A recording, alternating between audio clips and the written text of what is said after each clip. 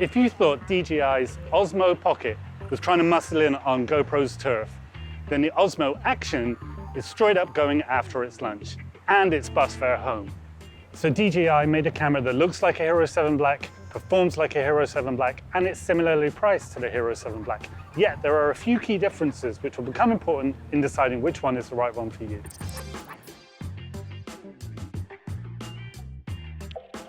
For a while, the two companies were fairly complementary. You bought a drone from one and then a camera to stick on it from the other. And then GoPro did that whole Karma thing, and then suddenly the companies went head to head. Unlike GoPro with Karma though, DJI has previous experience making cameras. Its Osmo line has been around for a while, so it's not starting from scratch here. And that's instantly obvious the moment you pick this up.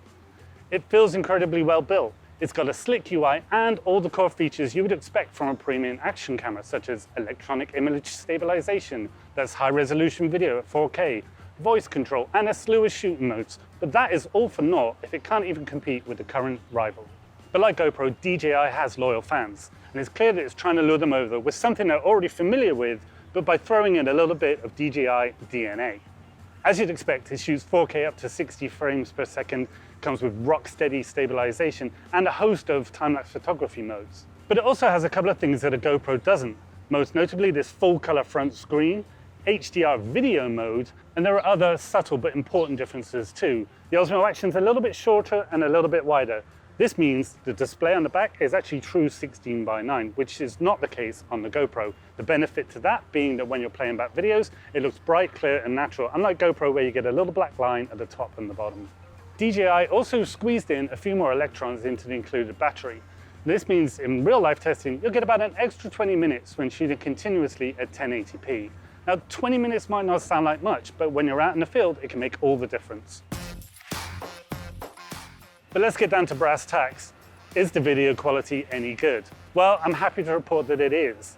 The image is sharp, colors are natural, and you can really tell that the heritage of DJI's drone cameras and the other Osmo line is coming through in this product. Plus, that rock-steady stabilization really goes toe-to-toe with GoPro's Hypersmooth. When I was testing it, it's pretty difficult to decide which between the two is actually smoother. Although, if I had to nitpick, I would say that the GoPro slightly handles jerky movements a little bit better, but it is only a minor difference.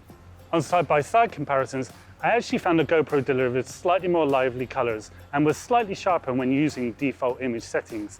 The difference is minimal and probably a little bit subjective, but it's worth mentioning here.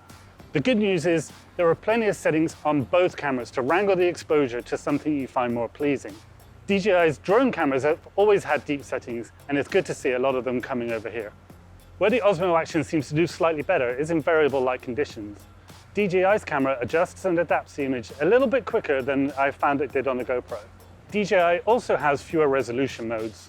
Of course, all the main ones are here, 4K, 2.7, Full HD, but some of the more exotic ones you'll find on a GoPro, like 1440, not on this camera.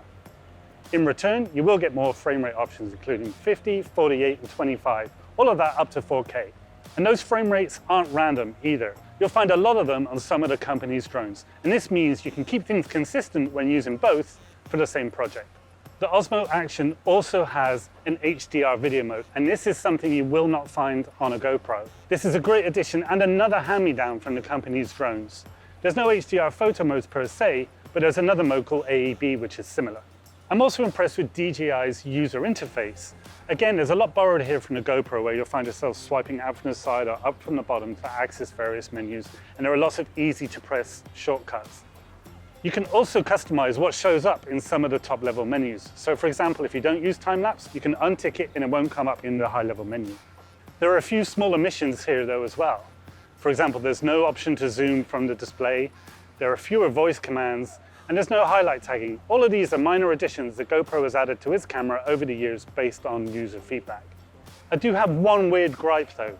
When this camera is in 4K stabilized mode, there's a massive lag on the display. On a GoPro, if you move your hand in front of the lens, you'll see it pass on the screen almost in real time. With the Osmo Action, the delay is about a second. Now that may not sound like much, but when you're trying to grab the action in the moment, it can make all the difference. Now about that front display, it's certainly a nice addition, but how useful it is going to depend on exactly what you're shooting. Now obviously it's designed so that you can frame yourself in a selfie shot, something that's curiously difficult to do with action cameras thanks to the wide field of view.